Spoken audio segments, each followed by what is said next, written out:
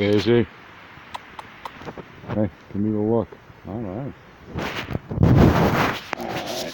See, I have company today, at least for a little while. I'm going to try to do the treetops. I read this last week and camera kicked out with 2 paragraphs to go. So, round 2 here. Carlos Castaneda's The Eagle's Gift, Chapter 1, The Other Self, Part 4, Crossing the Boundaries of Affection. Can you see the treetops up there? No, it's not that easy. We'll try. What's happening to us, Gorda? I asked after the others had gone home. Our bodies are remembering, but I just can't figure out what, she said. Do you believe the memories of Lydia, Nesta, and Benigno? Sure. They're very serious people. They don't just say things like that for the hell of it. But what they say is impossible. You believe me, don't you, Gorda? I believe that you don't remember. But then, she trailed off. She did not finish. She came to my side and began to whisper in my ear. She said that there was something that the Narwhal Juan Mateus had made her promise to keep to herself until the time was right. A trump card to be used only when there was no other way out. She added in a dramatic whisper that the Narwhal had foreseen their new living arrangements, which was the result of my taking Josefina to Tula to be with Pablito. She said that there was a faint chance that we might succeed as a group if we followed the natural order of that organization. Lugorda explained that since we were divided into couples, we formed a living organism. We were a snake, a rattlesnake. The snake had 4 sections and was divided into 2 longitudinal halves, male and female. She said that she and I made up the first section of the snake, the head. It was a cold, calculating, poisonous head. The second section, formed by Nestor and Lydia, was the firm and fair heart of the snake. The third was the belly, a shifty, moody, untrustworthy belly made up by Pablito and Josefina. And the fourth section, the tail, where the rattle was located, was formed by the couple who in real life could rattle on in their Tzotziel language for hours on end, Benigno and Rosa. Lugorda straightened herself up from the position she had adopted to whisper in my ear. She smiled at me and patted me on the back. Eligio said one word that finally came back to me, she went on. Josefina agrees with me that he said the word trail over and over. We are going on a trail. Without giving me a chance to ask her any questions, she said that she was going to sleep a while and then assemble everyone to go on a trip. We started out before midnight, hiking in the bright moonlight. Every one of the others had been reluctant to go at first, but Lugorda very skillfully sketched out for them Don Juan's alleged description of the snake. Before we started, Lydia suggested that we provide ourselves with supplies in case the trip turned out to be a long one. Lugorda dismissed her suggestion on the grounds that we had no idea about the nature of the trip. She said that the Narwhal Juan Mateus had once pointed out to her the beginning of a pathway and said that at the right opportunity we should place ourselves on that spot and let the power of the trail reveal itself to us.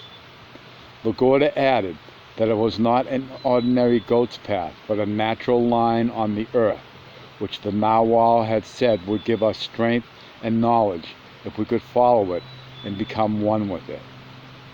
We moved under mixed leadership. Lugorda supplied impetus and Nesta knew the actual terrain. She led us to a place in the mountains. Nesta took over then and located a pathway. Our formation was evident, the head taking the lead and the others arranging themselves according to the anatomical model of a snake, heart, intestines, tail. The men were to the right of the women. Each couple was 5 feet behind the one in front of them. We hiked as quickly and as quietly as we could. There were dogs barking for a time. As we got higher into the mountains, there was only the sound of crickets. We walked for a long while. All of a sudden, Lugorda stopped and grabbed my arm. She pointed ahead of us. 20 or 30 yards away, right in the middle of the trail, there was the bulky silhouette of an enormous man, over 7 feet tall. He was blocking our way. We grouped together in a tight bunch. Our eyes were fixed on the dark shape. We did not move. After a while, Nesta alone advanced a few steps toward him. Only then did the figure move. He came toward us. Gigantic as he was, he moved nimbly. Nesta came back running. The moment he joined us, the man stopped. Boldly, LaGuardia stepped toward him. The man took a step toward us. It was evident that if we kept on moving forward, we were going to clash with the giant. We were no match for whatever it was. Without waiting to prove it, I took the initiative and pulled everyone back and quickly steered them away from that place. We walked back to LaGuardia's house in total silence. It took us hours to get there. We were utterly exhausted. When we were safely sitting in the room, LaGuardia spoke. "We are doomed," she said. You didn't want us to move on. The thing we saw on the trail was one of your allies, wasn't it? They come out of their hiding place when you pull them out." I did not answer. There was no point in protesting. I remember the countless times I had believed that Don Juan and Don Gennaro were in cahoots with each other.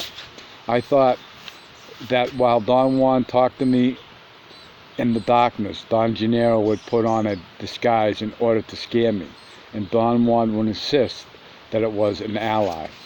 The idea that there were allies or entities at large that escaped from my everyday attention had been too far-fetched for me. But then I had lived to find out that the allies of Don Juan's description existed in fact. There were, as he had said, entities at large in the world. In an authoritarian outburst rare to me in my everyday life, I stood up and told LaGuardia and the rest of them that I had a proposition for them and that they could take it or leave it.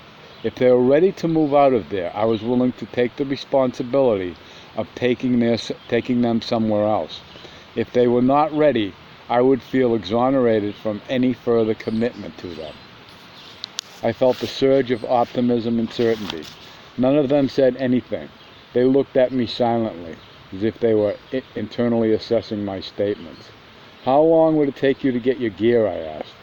"We have no gear," LaGuardia said. "We go as we are, and we can go right this minute if necessary.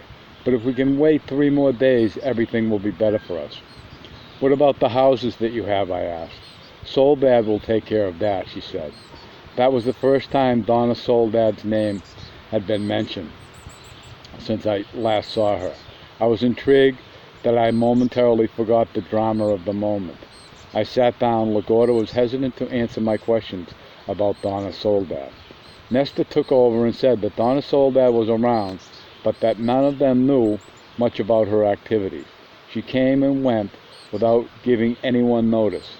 The agreement between them being that they would look after after her house and vice versa. Donna Soledad knew that they had to leave sooner or later, and she would assume the responsibility of doing whatever was necessary to dispose of their property. "How will you let her know?" I asked. "That's LaGuardia's department," Nesta said. "We don't know where she is." "Where is Donna Soledad, LaGuardia?" I asked. "How in the hell would I know?" LaGuardia snapped at me. "But you are the one who calls her," Nesta said. LaGuardia looked at me. It was a casual look, yet it gave me a shiver. I recognized that look, but from where? The depths of my body stirred. My solar plexus had a solidity I had never felt before. My diaphragm seemed to be pushing up on its own. I was pondering whether I should lie down or suddenly lie down when suddenly I found myself standing. "LaGuardia doesn't know," I said. "Only I know where she is." Everyone was shocked. I perhaps more than anyone else. I had made the statement with no rational foundation whatsoever. At the moment I was voicing it, nevertheless, I had the perfect conviction that I knew where she was. I was like a flash that crossed my consciousness. I saw a mountainous area with very rugged and arid peaks, a scraggy terrain, desolate and cold. As soon as I had spoken, my next conscious thought was that I must have seen the landscape in a movie and that the pressure of being with these people was causing me to have a breakdown. I apologized to them for mystifying them with such a blatant, although unintentional manner. I sat down again. "You mean you don't know why you said that?" Nestor asked me. He had chosen his words carefully. The natural thing to say, at least for me, would have been, "So you really don't know where she is?" I told them that something unknown had come upon me. I described the terrain I had seen and the certainty I had had that Donna Soledad was there. "That happens to us quite often," Nestor said. I turned to LaGuardia and she nodded her head. I asked her for an explanation. "These crazy mixed up things keep coming into our minds," LaGuardia said. "Ask Lydia or Rosa or Josephina." Since they had entered into their new living arrangements, Lydia, Rosa, and Josephina had not said much to me. They had confined themselves to greetings and casual comments about the food or the weather. Lydia avoided my eyes. She mumbled that she thought at times she was remembering other things. "Sometimes I can really hate you," she said to me. "I think you are pretending to be stupid. Then I remember that you were very ill, that we're very ill because of..." What?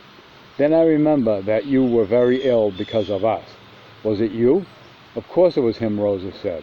"I remember things. I remember a lady who was kind to me. She taught me to keep myself clean, and Miss Narwhal cut my hair for the first time, while the lady held me because I was scared. That lady loved me. She hugged me all the time. She was very tall. I remember my face was on her bosom when she used to hug me. She was the only person who ever cared for me. I would have gladly gone to my death for her." "Who was that lady, Rosa?" LaGuardia asked with bated breath. Rosa pointed to me with a movement of her chin, a gesture heavy with dejection and contempt. "He knows," she said. All of them stared at me, waiting for an answer, because I became angry and yelled at Rosa, and she had no business making statements that were really accusations. I was not in any way lying to them. Rosa was not flustered by my outburst. She calmly explained that she remembered the lady telling her that I would come back someday after I recovered from my illness. Rosa understood that the lady was taking care of me, nursing me back to health. Therefore, I had to know who she was and where she was, since I seemed to have recovered. "What kind of illness did I have, Rosa?" I asked. "You got ill because you couldn't hold your world," she said with utter conviction. "Someone told me, I think a very long time ago, that you were not made for us, just like Eligio told LaGuardia in Dreaming. You left us because of it, and Lydia never forgave you. She'll hate you beyond this world." Lydia protested that her feelings for me had nothing to do with what Rosa was saying. She was merely short-tempered and easily got angry at my stupidities. I asked Josephina if she also remembered me. "I sure do," she said with a grin. "But you know me. I'm crazy. You can't trust me. I'm not dependable." LaGuardia insisted on hearing what Josephina remembered. Josephina was set not to say anything, and they argued back and forth. Finally, Josephina spoke to me. "What's the use of all this talk about remembering?" "It's just talk," she said. "It isn't worth a fig." Josephina seemed to have scored a point with all of us. There was no more to be said. They were getting up to leave after having sat in polite silence for a few minutes. "I remember you brought me beautiful clothes," Josephina suddenly said to me. "Don't you remember when I fell down the stairs in one store? I nearly broke my legs. You had to carry me out." Everybody sat down again, kept their eyes fixed on Josephina. "I also remember a crazy woman," she went on. "She wanted to beat me and used to chase me all over the place until you got angry and stopped her." I felt exasperated. Everyone seemed to be hanging on Josephina's words, when she herself had told us not to trust her because she was crazy. She was right. Her remembering was sheer aberration to me. "I know why you got ill, too," she went on. "I was there, but I can't remember where. They took you beyond the wall of fog to find this stupid Gorda. I suppose she must have gotten lost. We couldn't make it back. When they brought you out, you were almost dead." The silence that followed her revelations was oppressive. I was afraid to ask anyone. "I can't remember why on earth she went in there, or who brought you back," Josephina continued. "I do remember that you were ill and didn't recognize me anymore. This stupid Gorda swears that she didn't know you when you first came to this house a few months ago. I knew you right away. I remembered you were the narwhal that got ill. You want to know something? I think these women are just indulging, and so are the men, especially that stupid Pablito. They've got to remember. They were there, too." "Can you remember where you were?" I asked. "No, I can't," Josephina said. "I'll know it when you take me there, though. When we're all there, they used to call us the drunkards because we were so groggy. I was the least dizzy of all, so I remember pretty well." "Who called us the drunkards?" I asked. "Not you, just us," Josephina replied. "I don't know who. The narwhal Mateus, I suppose." I looked at them, and each one of them avoided my eyes. "We are coming to the end," Nesta muttered, as if talking to himself. "Our ending is staring us in the eye." We seemed to be on the verge of tears. He seemed to be on the verge of tears. I should be glad and proud that we have arrived at our end," he went on. "And yet I am sad. Can you explain that, Narwhal?" Suddenly all of them were sad. Even defiant Lydia was sad. "What's wrong with all of you?" I asked in a convivial tone. "What ending are you talking about?" "I think everyone knows what ending it is," Nesta said. "Lately I've been having strange feelings. Something is calling us, and we don't let go as we should. We cling." Pablito had a true moment of gallantry. He said that Lagorda was the only one among them who did not cling to anything. The rest of them, he assured me, were nearly hopeless egotists. "The narwhal Juan Mateus said, but when it's time to go, we will have a sign," Nesta said. "Something we truly like will come forth and take us." He said it doesn't have to be something great, Benigno said. "Anything will do." "For me, the sign will come in the form of the lead soldiers I never had," Nesta said. "A row of hussiers on horseback will come take me. What will it be for you?" I remember Don Juan telling me once that death might be behind anything imaginable, even behind a dot on my writing pad. He gave me then the definitive metaphor of my death. I had told him that once while walking on Hollywood Boulevard in Los Angeles, I had heard the sound of a trumpet playing an old, idiotic, popular tune. The music was coming from a record shop across the street. Never had I heard a more beautiful sound. I became enraptured by it. I had to sit down on the curb. The limpid brass sound of that trumpet was going directly to my brain. I felt it just above my right temple. It soothed me until I was drunk with it. When it concluded, I knew that there would be no way of ever repeating that experience, and I had enough detachment not to rush into the store and buy the record and a stereo to play it on. Don Juan said that it had been a sign given to me by the powers that rule the destiny of men. When the time comes for me to leave the world in whatever form, I will hear the same sound of that trumpet, the same idiotic tune, the same peerless trumpeter. The next day was a frantic day for them. They seemed to have endless things to do. Lagorda said that all their chores were personal and had to be performed by each one of them without any help. I welcomed being alone. I too had things to work out. I drove them to the nearby town that had disturbed me so thoroughly. I went directly to the house that held such fascination for Lagorda and myself. I knocked on the door. A lady answered. I made up a story that I had lived in the house as a child and wanted to take a look at it again. She was a very gracious woman. She let me go through the house, apologizing profusely for the non-existent disorder. There was a wealth of hidden memories in that house. They were there. If they were there, I could feel them, but I could not remember anything. The following day, Lagorda left at dawn. I expected her to be gone all day. but she came back at noon. She seemed very upset. Soledad has come back and wants to see you, she said. Without a word of explanation, she took me to Donna Soledad's house. Donna Soledad was standing by the door. She looked younger and stronger than the last time I had seen her.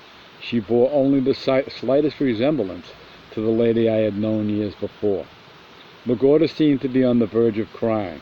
The tension we were going through made her mood perfectly understandable to me. She left without saying a word. Donna Soledad said that she had only a little time to talk to me and that she was going to use every minute of it.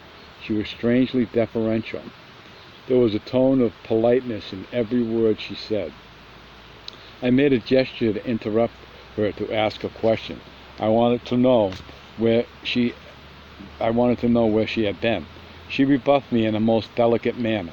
She said that she had chosen her words carefully, and that the lack of time would permit her only to say what was essential.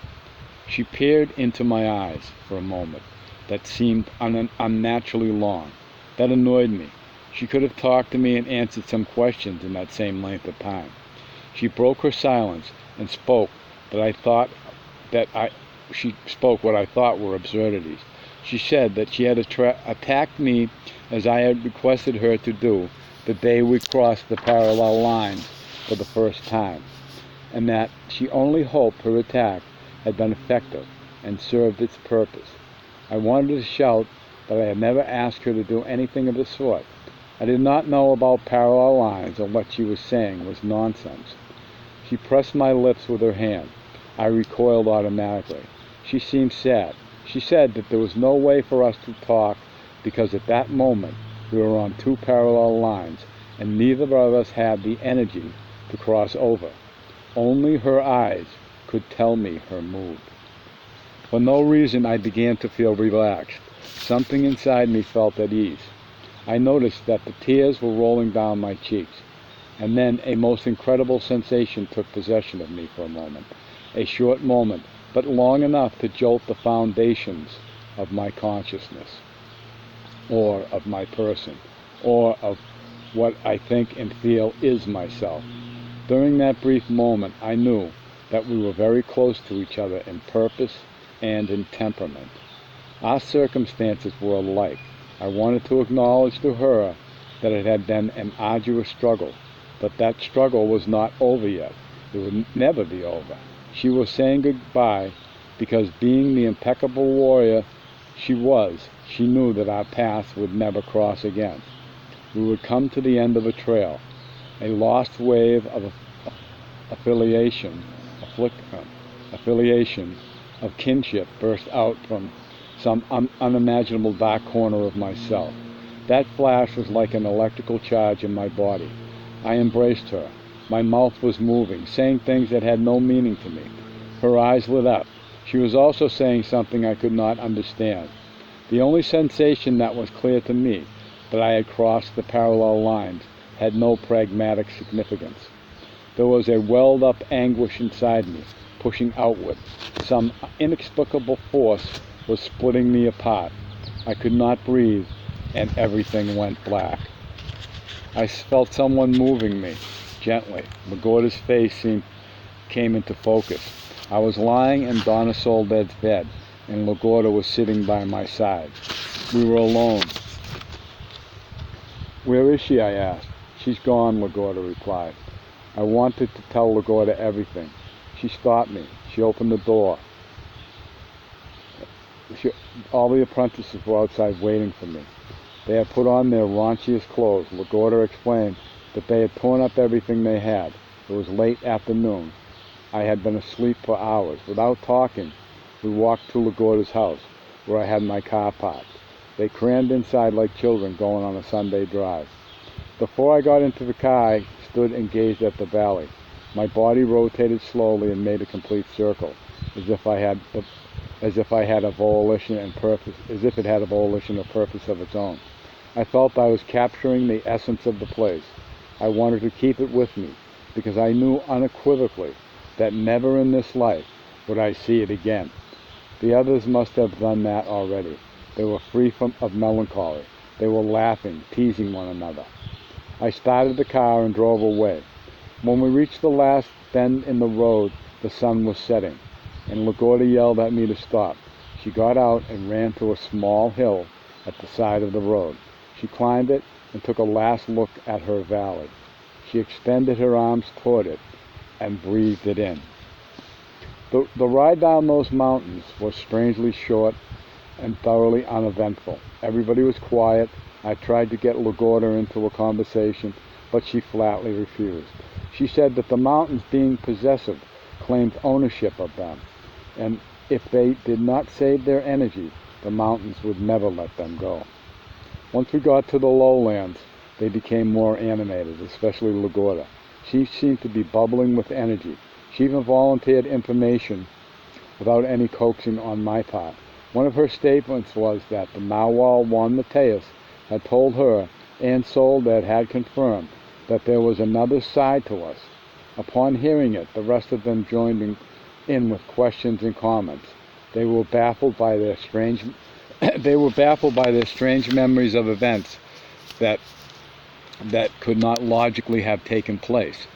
Since some of them had first met me only months before, remembering me in the remote past was something beyond the bounds of their reason. I told them about my meeting with Donna Soledad. I described my feeling of having known her intimately before, and my sense of having unmistakably crossed what she called the parallel lines. They acted without confusion to my statements. It seemed that they had heard the terms before, but I was not sure they all understood what it meant. For me, it was a metaphor. I could not vouch that it was the same for them. When we were coming into the city of Oaxaca, they expressed the desire to visit the place where LaGuardia had said Don Juan and Don Gennaro disappeared. I drove directly to that spot. They rushed out of the car and seemed to be orientating themselves, sniffing at something, looking for clues. LaGuardia pointed in the direction that she thought they had gone. "You've made a terrible mistake, Gorda," Nesta said. "That's not the east. That's the north." LaGuardia protested and defended her opinion. The women backed her, and so did Pablito. Benigno was non-committal.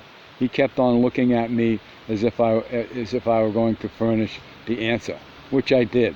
I referred to a map of the city of Oaxaca that I had in the car.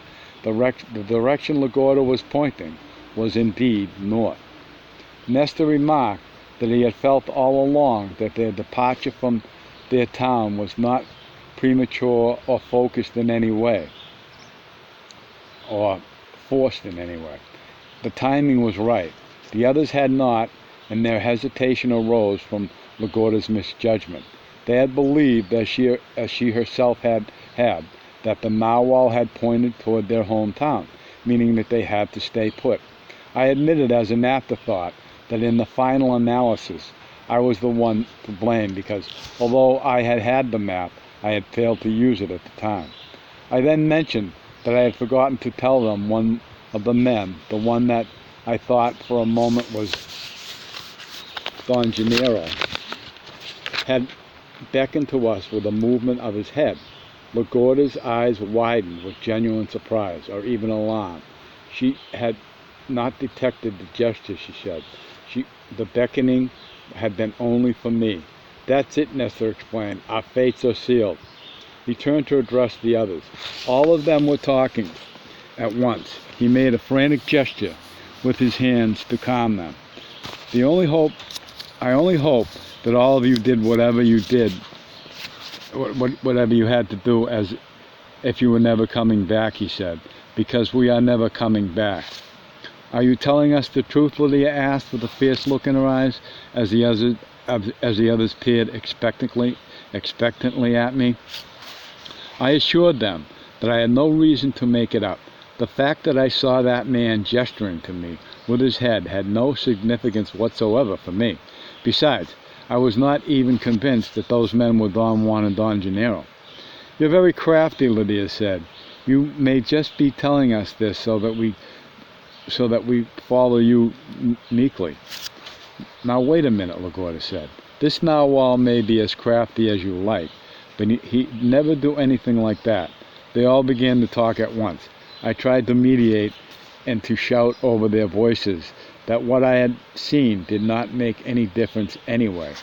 Nesta very politely explained that Gennaro had told them that when the time came for them to leave their valley, he somehow would let them know with a movement of his head.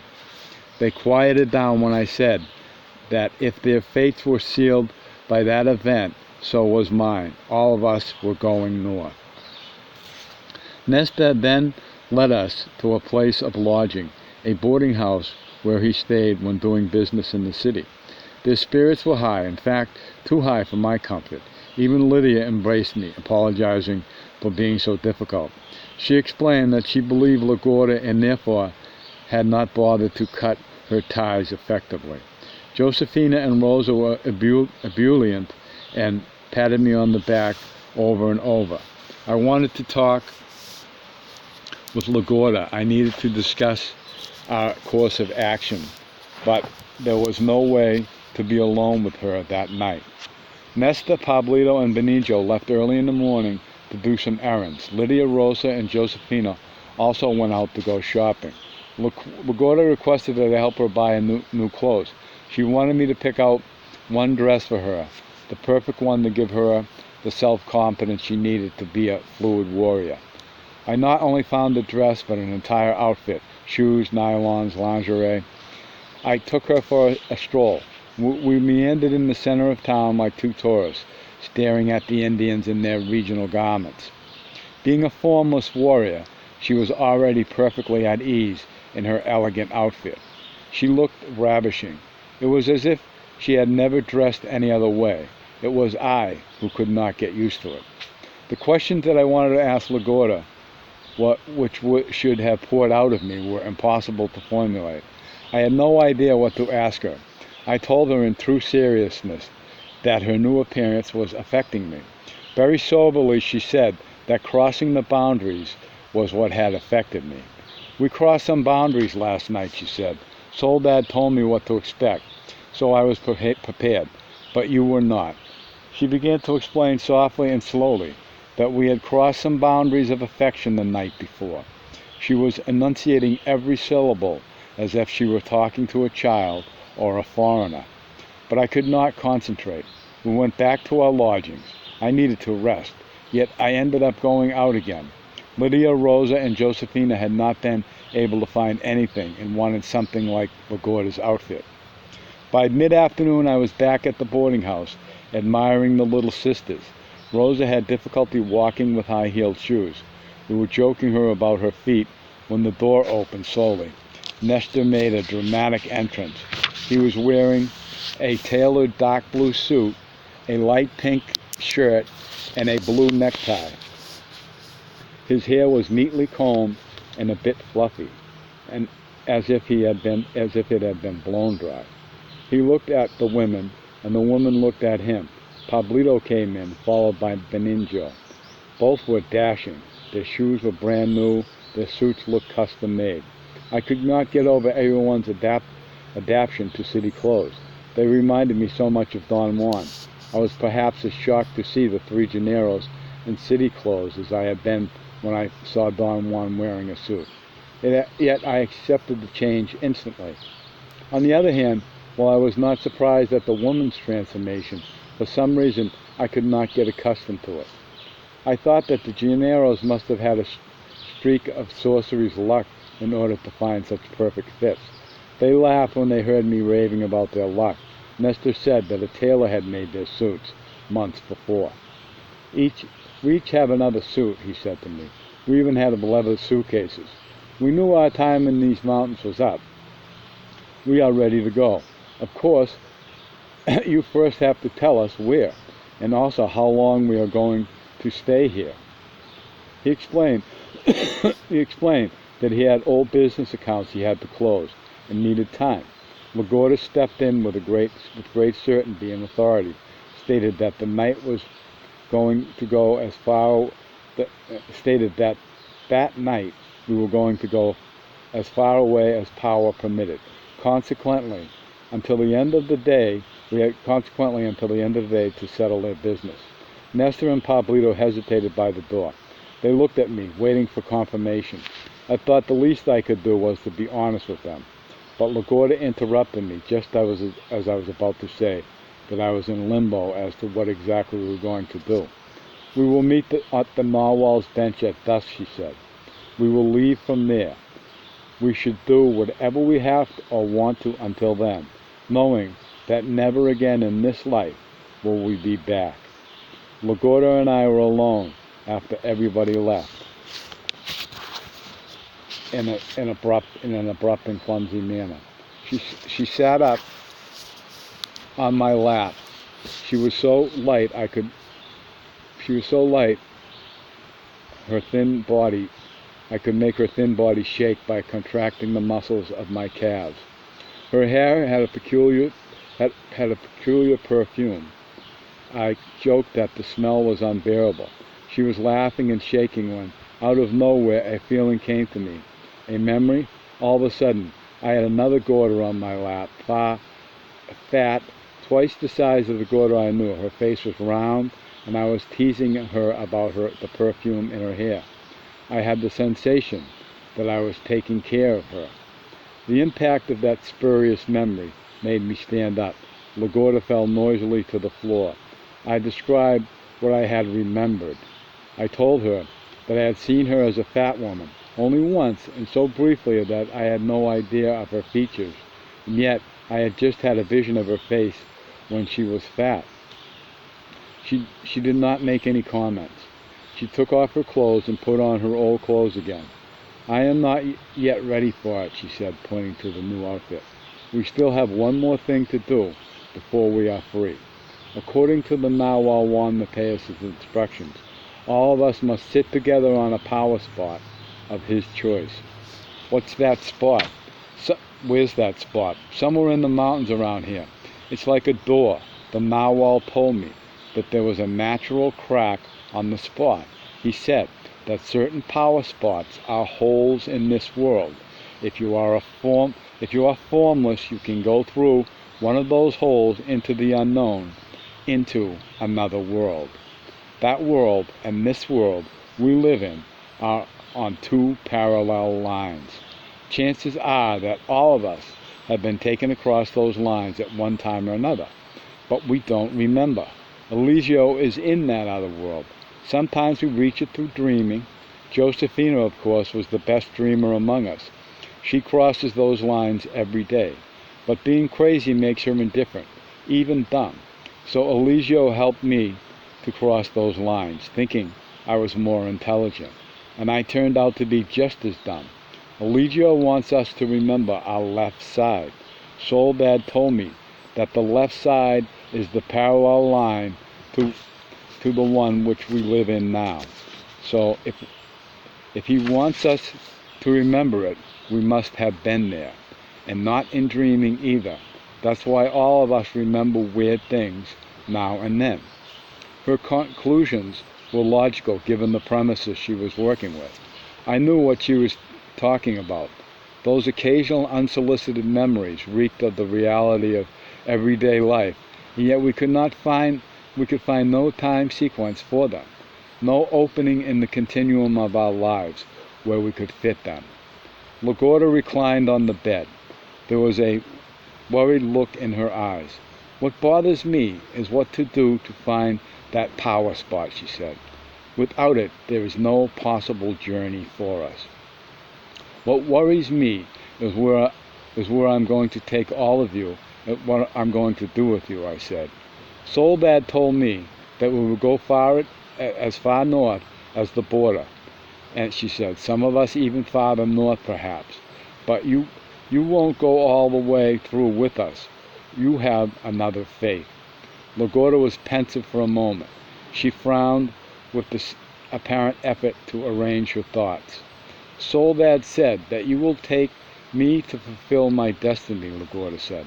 I am the only one of us who is in your charge. Alarm must have been written all over my face. She smiled. Soledad also told me that you are plugged up, LaGuardia went on. You have moments, though, when you are a narwhal, The rest of the time, Soledad says, you are like a crazy man who is lucid only for a few moments and then reverts back to his madness. Donna Soledad had used an appropriate image to describe me, one I could understand. I must have had a moment of lucidity for her when I knew I had crossed the parallel lines. That same moment, by my standards, was the most incongruous of all. Donna Soledad and I were certainly on two different lines of thought. What else did she tell you? I asked. She told me that I should force myself to remember, LaGuardia said. She exhausted herself trying to bring out my memory. That's why she couldn't deal with you. LaGuardia got up. She was ready to leave. I took her for a walk around the city. She seemed to be very happy. She went from place to place watching everything, feasting her eyes on the world. Don Juan had given me that image.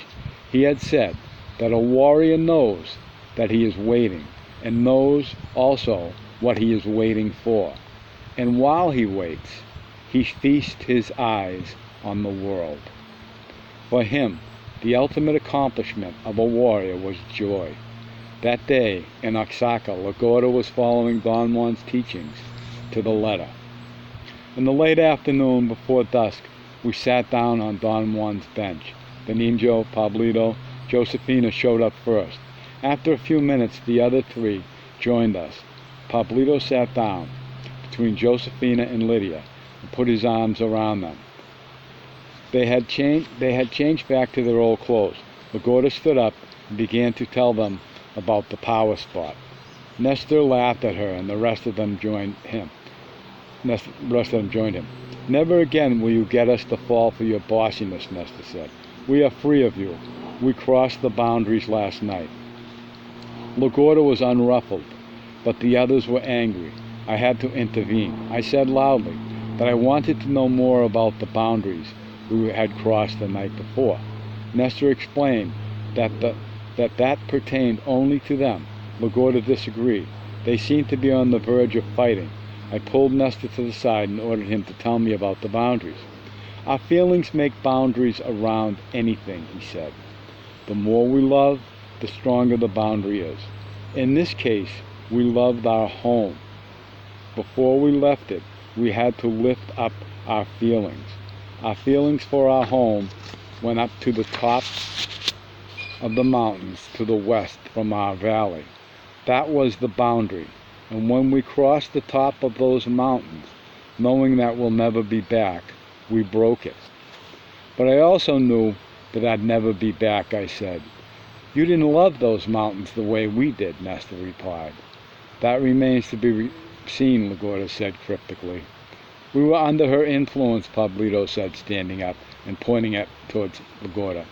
She had us by the napes of our necks. I now see how stupid we've been on account of her. We can't cry over spilt milk, but we'll never fall for it again.